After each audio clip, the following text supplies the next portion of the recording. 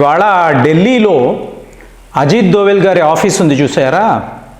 ఇక్కడ ఎంత హడావిడి అంటే ఈయన ఏకంగా 70 దేశాలకు సంబంధించిన నేషనల్ సెక్యూరిటీ అడ్వైజర్స్ వీళ్లను సంప్రదిస్తున్నారు. నమ్ముతారా?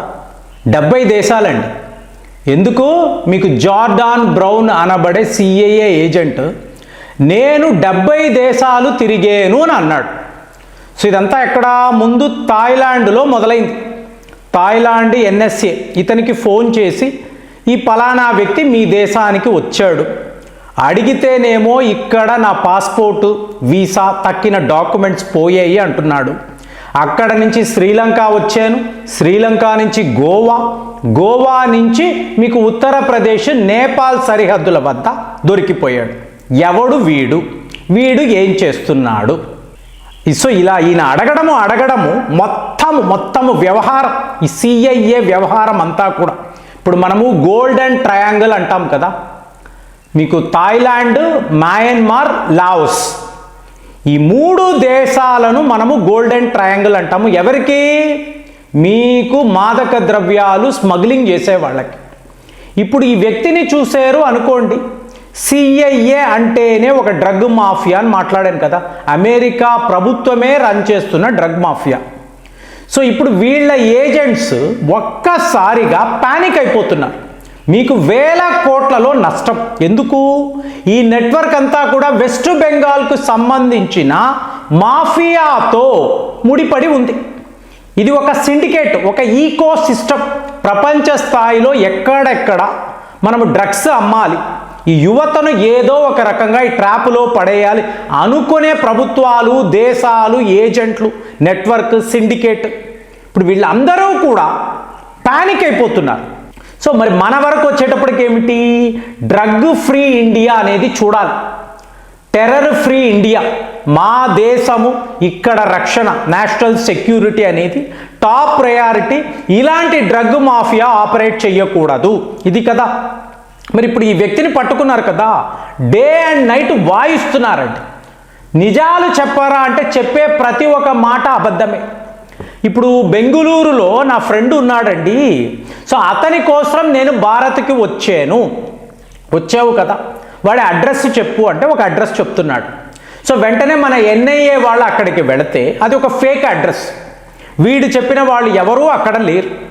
మళ్ళీ అడిగితే కాదు పొరపాటు అయిపోయింది, ఈ పలానా అడ్రస్లో మీరు చూడండి నా ఫ్రెండ్ ఉన్నాడు. అసలు ఎవర్రా నువ్వు? అమెరికా నుంచి వచ్చానంటున్నావు, కాలిఫోర్నియా అంటున్నావు, మళ్ళీ అమెరికా నేవీ సీల్ కమాండర్ని అక్కడ నేను ఉద్యోగం చేశాను అంటున్నావు, మళ్ళీ ఇక్కడేమో బెంగుళూరు అంటున్నావు. ఫైనల్గా ఇతను చెప్పిన అడ్రస్ ఉంది చూసారా, అక్కడికి వెళ్ళారు. ఇల్లు తాళం వేసి ఉంది, పగలగొట్టారు. లోపల ఏముంది అంటే ఇతనికి సంబంధించిన చైనా పాస్పోర్ట్ ఉందండి. నమ్ముతారా? అసలు అమెరికా పౌరుడికి చైనా పాస్పోర్ట్ ఎందుకు వచ్చింది? అది బెంగుళూరులో ఒక ఇంటిలో ఎందుకు దీన్ని ఉంచారు? మీరు చూశారు అనుకోండి, దేశంపై చాలా పెద్ద లెవెల్లో కుట్రలు జరుగుతున్నాయండి. ఎన్నో రకాలుగా అమెరికా వాడైతే పని కట్టుకొని వీళ్ళని భారత్కు పంపిస్తున్నాడు. మీకు మణిపూర్ దగ్గర మాథ్యూ వాండెక్, ఇతనితో పాటు 6 యుక్రెయిన్ వాసులు. వీళ్ళు ఏం చేస్తున్నారు? ఈ కుకీస్ అనబడే ట్రైబల్స్ ఉన్నారు చూసారా, వాళ్ళకి డ్రోన్లు ఎలా ఆపరేట్ చెయ్యాలో నేర్పిస్తున్నారు, ట్రైనింగ్ ఇస్తున్నారు. మయన్మార్ చెప్పింది, చైనా వాళ్ళు చెప్పారు అని ఈ పని. అంటే చూడండి, మీకు మాదక ద్రవ్యాలు అన్నప్పుడు, డబ్బు అన్నప్పుడు వీళ్ళందరూ కలిసిపోతున్నారు కదా. అమెరికాలో సిఐఏ నుంచి ఇక్కడ చైనాలో ఉండే ఈ డ్రగ్ ల్యాండ్ లార్డ్స్, అలాగే మయన్మార్లో ఉండే పెడలర్స్, మీకు థాయిలాండ్, లావోస్, ఇతను తిరిగిన 70 దేశాలు. సో ఇప్పుడు పనంతా ఏమిటి? అజిత్ దోవల్ గారు వీళ్ళ నెట్వర్క్ ఏమిటి అనే దాన్ని కనిపెట్టాలి ఆధారాలతో. మరి ఆధారాలు దొరికేసాయి. నేను అమెరికా పౌరుడు అన్నవాడు చైనా పాస్పోర్ట్ పెట్టుకొని భారత్లో తిరుగుతున్నాడు. ఏంట్రా నీకు పని? ఇక్కడ దాకా ఎందుకు వచ్చావంటే నేను తిరుగుతూ ఫైనల్గా ఇండియాకు వచ్చాను అని చెప్తున్నాడు వీడు. మరి ఇందులో ఎన్ని? ఇప్పుడు మామూలుగా ఒక వ్యక్తి, ఇప్పుడు మీరో నేనోనండి, ఒక 4 దేశాలు 5 దేశాలు అంటాం. లేదా ఒక 5 ఊళ్ళు 10 ఊళ్ళు అంటాం. ఒక వ్యక్తి ఏకంగా 70 దేశాలు తిరుగుతున్నాడు అనుకోండి. ఇవన్నీ ఏమిటి? మళ్ళీ డ్రగ్ మాఫియా యొక్క నెట్వర్క్ అండి. చెప్తున్నా, ఈకో సిస్టమ్ అండి. ఇక్కడ అంతా కూడా మీకు మాఫియా వాళ్ళు డ్రగ్స్ సరఫరా చేస్తూ ఉంటారు. ఇది ఒక అమెరికా కాదు, చైనా కాదు, థాయిలాండ్ కాదు, మలేషియా కాదు, ఇక్కడ భారత్లో వెస్ట్ బెంగాల్ కాదు, మీకు పక్కన బంగ్లాదేశ్ కాదు, ఆఫ్రికా దేశాలు, ఏషియన్ కంట్రీస్. అంటే ఏ స్థాయిలో ఈ ప్రపంచంలో డ్రగ్స్ అనబడే వ్యవహారం యువత ఎలాగ ఈ మత్తులో పడిపోయి వీళ్ళు తమ జీవితాలను సర్వనాశనం చేసుకుంటున్నారు. అంటే పనిగట్టుకొని అమెరికా వాడు ఈ పాకిస్తాన్ లాంటి దేశాలతో కలిసి ఈ ఐఎస్ఐ, అలాగే మీకు తక్కిన ఈ డ్రగ్ మాఫియా వాళ్ళు వీళ్ళతో కలిసి సర్వనాశనం చెయ్యండి. ఇప్పుడు ఆ రోజుల్లో మేము తమిళనాడులో ఉన్నప్పుడు ఇదే చెప్పేవారు. 2 రూపాయలకు సారా ప్యాకెట్లండి. మీకు కాలేజీకి వెళ్ళే స్టూడెంట్స్ అంతా ఇదేదో వాటర్ ప్యాకెట్స్ పట్టుకున్నట్టుగా సారా ప్యాకెట్లు పట్టుకుంటారు.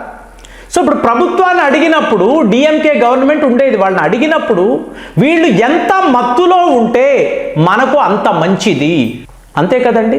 ప్రజలు ప్రశ్నించకూడదు, ఆలోచించకూడదు, దేశంలో ఏం జరుగుతుందో తెలుసుకోకూడదు.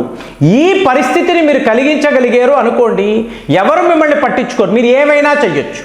సో అలాగా 2 రూపాయలకు సారా అమ్మినప్పుడు నాకు తెలిసి మా కాలేజీల్లో వెనక పెద్ద పెద్ద తోటలు ఉంటాయి. ఈ కుర్రాళ్ళంతా ఈ 2 రూపాయల ప్యాకెట్లు తాగి పడి ఉంటారు. సో ఫైనల్గా మేమంతా పెద్ద లెవెల్లో పోరాటాలు, ప్రొసెషన్స్ చేసి అప్పుడు దీన్ని ఆపించగలిగాం. ఇప్పుడు నాకు తెలిసి మీకు ఆ కీల్పాక్ సర్కిల్ అంటారు, అక్కడ నుంచి మెరీనా బీచ్ దాకా పోరాటాలు చేశాం, ప్రొసెషన్లో పాల్గొన్నాం, 100ల మంది స్టూడెంట్స్. సో అప్పుడు కానీ ప్రభుత్వము దారిలోకి రాలేదు. మరి ఇవాళ మనం ఒక భారత్ అంటామా, బంగ్లాదేశ్ అంటామా, పాకిస్తాన్ అంటామా, యావత్ ప్రపంచములో 70 దేశాలలో ఈ నెట్వర్క్ ఇలా పనిచేస్తూ ఉంటే అమెరికా స్వయాన ఒక డిపార్ట్మెంట్ని పెట్టుకొని వెళ్ళండ్రా, మీరు ఇలా మాదక ద్రవ్యాలు అమ్మండి, ఇలా వచ్చే డబ్బుతో కన్వర్షన్స్ చెయ్యండి, ఎక్కడ ఆగకండి. ఏంటి మీరు బ్రిటిష్ కాలంలో చూశారనుకోండి, ఒక భారతీయుడు ఒక బ్రిటిష్ అధికారి మీద కాల్పులు జరిపితే ఇది ఏమిటండి? హత్యా ప్రయత్నం. అదే ఒక బ్రిటిష్ అధికారి ఒక భారతీయుడిని కాల్చాడు అనుకోండి, దాని పేరేంటండి? Self defence.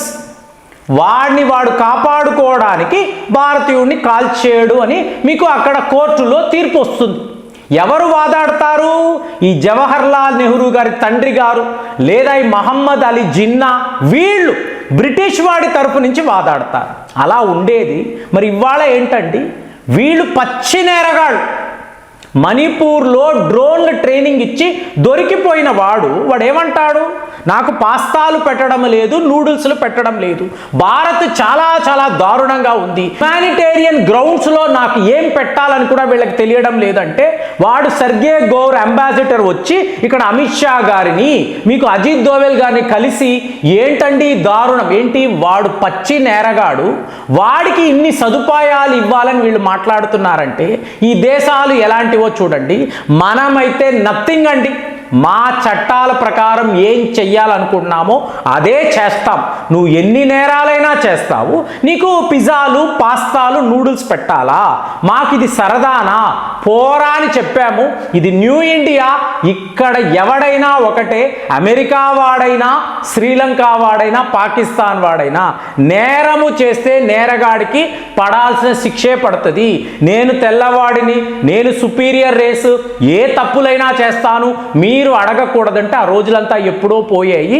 ఇవాళ అలాంటి మాటలు మాట్లాడకండి. మరి ఇప్పుడు అజిత్ దోవెల్ గారు 70 దేశాల ఎన్ఎస్ఏలను సంప్రదించి ఎక్కడెక్కడ ఎలాంటి నెట్వర్క్ ఉంది, మా భారత్ నుంచి కనెక్షన్స్ ఏమిటి, మొత్తము లాగితే ఈ డ్రగ్ మాఫియా వాళ్ళు, ఈ డ్రగ్ ల్యాండ్ లార్డ్స్ ఉంటారు చూసారా, పెద్ద పెద్ద తోటలు వేసుకొని గంజాయి పండిస్తూ ఉంటారు. వాళ్ళ పరిస్థితి ఏమిటి? ఇక్కడతో వీళ్ళని ఫినిష్ ఆఫ్ చేసేయాలని చెప్పి మీకు కూడా అనిపిస్తుందా? కామెంట్స్లో రాయండి. మళ్ళీ వచ్చే వీడియోలో కలుద్దాం. జై హింద్.